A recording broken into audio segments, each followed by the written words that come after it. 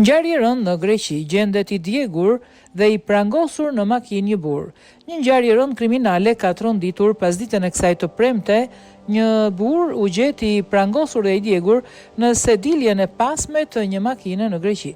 Sipas informacioneve paraprake, makina ishte e vjedhur dhe kishte targa të falsifikuara, ndërsa trupi i viktimës kishte qëndruar aty për 2 ditë pa u vënë re.